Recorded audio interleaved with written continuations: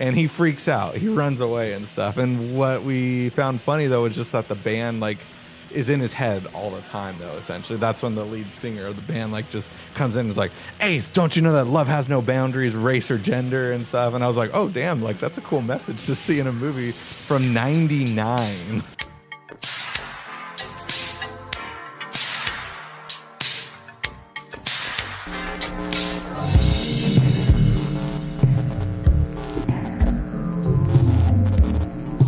Drive-by movies here.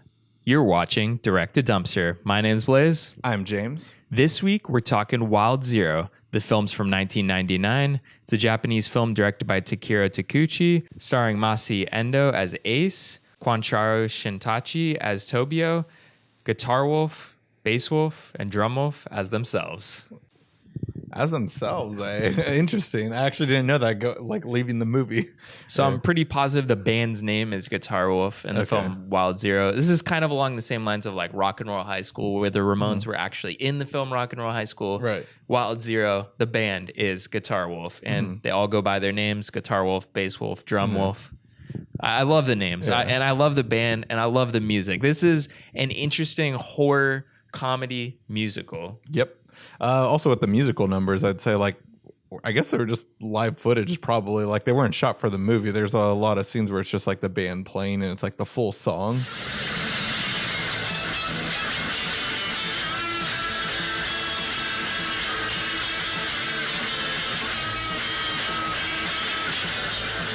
At a show, and there's not really any context to the story other than the first scene with our main character Ace. But yeah, I mean that's sort of the musical aspect of it comes in. It might be. I still feel like it was shot for the movie, but like it could have been also like doubled as a music video probably for television at the time. Yeah, good point. But anyways, if you don't know anything about Wild Zero, this is which I assume you don't. I'm gonna assume you don't. Yeah. We found it in the dumpster. It definitely doesn't belong there, so it might be cheating. But anyways, it's a horror comedy musical, rock and roll musical. So like a rockabilly B horror type movie with this band who basically creates a blood pact with one of their band members and says, "Blow this whistle if you ever need our help." Yeah, and we'll no, be he's there. actually just a fan. He's not a band member. These band members create this pact with their like most loyal fan, Ace. And he, takes the whistle. But in the meantime, some alien UFOs like attack Earth, and there's zombies planet on Earth. There's this zombie infestation, and Ace is trying to chase this girl that he loves, Tobio. 君一人なの。日本語うまいね。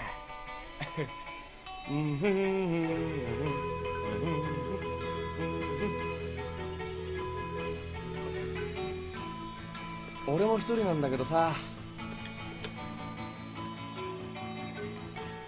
俺、エースってんだ。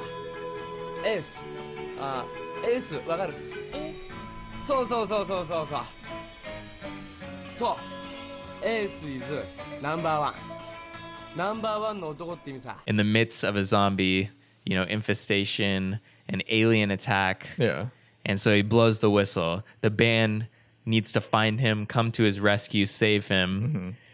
And also teach him the ways of life and love, essentially. Oh, this movie is hella woke. Yeah. Like, as you said, when we were watching, you're like, dude, this movie's woke. Yeah. Like, it's also funny because like the band is always with him technically. Like you would think like, oh, the band will always be in your heart. No, it's like always in his head. They're there for him when he's like in his deepest, darkest like thoughts and stuff. Yeah.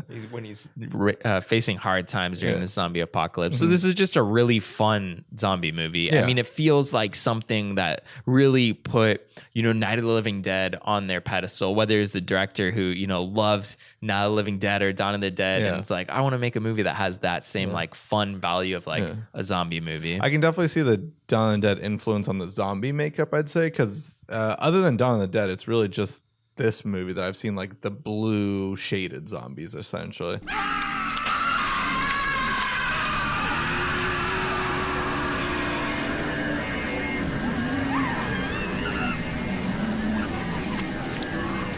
Some of them have prosthetics, like where you could see like a cut on their face and everything. And some of them looked really good, but for the most part, just blue and gray makeup, I'd say. And I think I agree with that, but that can also be tied to the fact that like a lot of the Japanese J-horror type movies utilize, you know, the ghosts in J-horror movies are utilize makeup effects, whether you're looking at films like The Grudge. Great point. Yeah, The Ring. Or Pulse. So I think that a lot of that, like Japanese have always, you know, utilized makeup when it comes to horror movies in interesting ways. Yeah. And that is like scary in its own way almost. And that might even come further in Japanese culture from the way that they do theater or something like that. But when it comes to this movie, it was one of those movies that I had seen as a kid and honestly forgot about. Like my brother showed me and I forgot about it. And then there was, I think when we were watching Evil Speak, I just like remember for some reason, Evil Speak was like, I kind of remember that movie and I kind of want to rewatch it. Like, I know it's silly, but I just remember enjoying it. Like, it's just fun. Like, even if you don't like, okay, maybe you can't understand Japanese, so the music might not be the same, but like, I love that rock and roll element. It's just like rock and roll at the core of it speaks the language of rock and roll. It shouldn't all be in Japanese, you know, it's just fun. Absolutely. I really love also the over the top element of this movie. Like, cause the music is like kind of obnoxious at times where it's just like, there's music playing in the background for no reason, but then also some of the crazy situations that all the characters get into. I also love the dumb aspect of just like, they're surrounded by zombies and they're just freaking out, like the typical like damsel in distress, but somehow they're able to fight their way out of it or someone saves them. Everyone's got perfect headshot aim also in this movie. Well, not everyone, but yeah. And the zombies are like a threat, but at the same time, you know, it has this like Walking Dead type aspect where they aren't totally a threat, or maybe more along the lines of like Scooby-Doo, where the characters can like easily evade them, like in a way. And it just adds like a comedy element to it. Like the comedy's not totally there in all the jokes, or maybe they didn't translate culturally, but it's there in some of the aspects of the characters, and it's definitely there in the aspect that the zombies aren't, they're a threat, but at the same time, it's not like, I'm not totally worried for the main characters, especially when the badass band Guitar Wolf shows up. I don't expect any of them are going down to any of these silly zombies. Also, like one of the threats that the only threat that they really had was at one point in the movie, they're just able to talk out of nowhere. I thought that was kind of funny. And as like a huge, I mean, I'm a huge zombie fan. I love all the Romero films. I love zombie films that aren't good. I know that, but I do love the talking zombie trope. Why do you eat people? Not people, brains. I love the, you know, Return of the Living Dead. The zombies literally grab, say brains and grab the police intercom and talk to the police. Bring more troops. We need backup. You know, that is like, for me, I wouldn't like it in a Romero film, but I think it's like a funny show. Like in a comedy aspect, that speaks volumes for me. And it's just super funny. But when it comes to like this movie, I feel like that's utilized very well. And also going back to The Walking Dead, like referencing The Walking Dead in a way, I don't think the film does. Obviously, it's made a lot before it. But I was rewatching this movie, Image Revolution, the other day. It's a documentary about Image Comics. So they talk about The Walking Dead, one of the biggest Image comics, and one of the things that like brought Image into like mainstream popular culture. But originally, Image wasn't going to green light the Walking Dead until the writer Robert Kirkman lied and said that it's you know, it's not just a typical zombie comic, it also includes aliens. Right, I remember. And the aliens set up the zombie invasion, and then so that the aliens can come down and just take over the world easily. Well, you might be asking yourself, if you're a Walking Dead fan or know anything about The Walking Dead, wait, there's no aliens in The Walking Dead. Right. Yes, because that was all a lie that Robert Kirkman made up just to get the comic sold. There are no aliens in The Walking Dead, but originally he sold and pitched the comic as there were going to be aliens in it. Well, this film, Wild Zero, literally has aliens trying to do that same thing. That's true, yeah. But they didn't know that Guitar Wolf's guitar is literally a katana. And he was able to destroy a UFO mothership with his sword.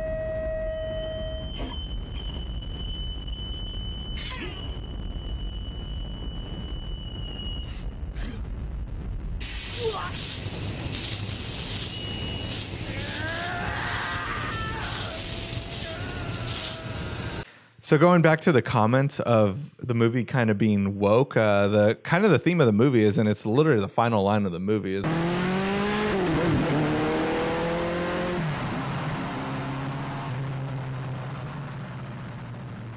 あの日以来、僕はギターウルフのライブに行かなくなった。あの一晩のことが夢だったのか現実だったのか、今でもわからなくなる時がある。勇気とロッケンロール、あの一晩が教えてくれたのはそういうことだった。愛に国境も男も女も関係ねえ。あの時あの人が言った言葉に確かに偽りはない。Love has no boundaries, race or gender and stuff. So just midway through the movie, you find out that Tobio, Ace's like love interest, they kiss, and then he has like some weird fantasy, but then like out of nowhere, no, he starts crying because he goes into like a deep moment and stuff. And to make it up to him, she shows herself naked, like because she likes him too, about to get it on, but then he realizes that she has a penis. She was born a male. And he freaks out. He runs away and stuff. And what we found funny though was just that the band like is in his head all the time though. Essentially, that's when the lead singer of the band like just comes in and is like, "Ace, don't you know that love has no boundaries, race or gender and stuff?" And I was like, "Oh damn, like that's a cool message to see in a movie from '99." Yeah. This is Japanese culture. Yeah. I think they were way ahead of the time at that point in time, because we're here 20 years later. Yeah. But I mean, it's not for everyone. Ace, he's willing to take the plunge. Well, no, he also like he realized that like he does love her. He doesn't care and stuff like like he freaks out in the moment and stuff, but just like literally after he starts replaying that thought in his head, he eventually realizes after coming to his senses that like she's in danger, and so he goes to rush off and save her. And that's what the movie turns into though. After she gets separated from him, he really wants to go after her and show that he really does care about her. It's funny that like the movie closes though with that line again with love has no boundaries, but it's also saying that this was the craziest day of our lives. And I'm like, oh wow, this movie only took place in a 1 day period. He's already in love and he's going to travel the world with her. And I thought that part was funny, but yeah, it was just interesting to see this though in a 90s movie. Definitely. And one of the things that's interesting is it was a day in their lives actually. And I know I said this is a zombie horror comedy because those are the elements that really play out in this movie, but Guitar Wolf has mentioned that this film is actually a documentary. It's not a narrative feature film. This was just shot in 1 day of their lives. Yeah. So I would say that this is a great, like a lot of people online have been talking about this being, a B horror movie. Mm-hmm. That could be, hypothetical if this was a movie, but it's actually a documentary. Yeah. So it's just a really good documentary. Yeah. Yeah. Like very interesting. We almost lost all of Earth, but then we didn't. So this is kind of a lot. All things we owe a Ace lot. And we owe a lot to Ace, Guitar Wolf. Just kicking out the alien invaders and protecting us so that we can move forward and continue to make more episodes of drive-by movies. So this is a movie that I had never heard of. Glad you brought it out of the dumpster. It's a really fun watch, and it's a movie I'd actually like to see get remade for, I guess, American audiences, but with the band Gwar. I just feel like Gwar is the perfect band to set up a movie around with this style of plot.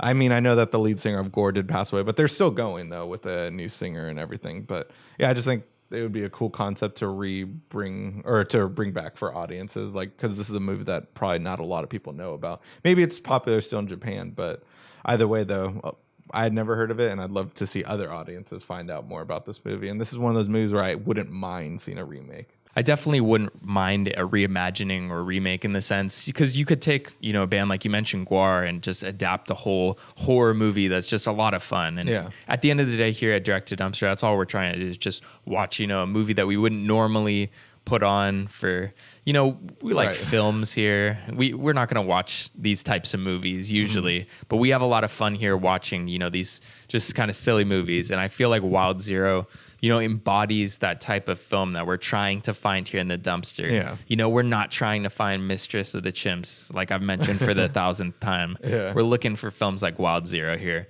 So anyways, guys, that is going to wrap it up for Direct to Dumpster. Go ahead and hit that like button on this video and subscribe to get all of our latest videos. I definitely recommend you guys checking out Wild Zero, and tune in next week to see what we have in store for Direct to Dumpster.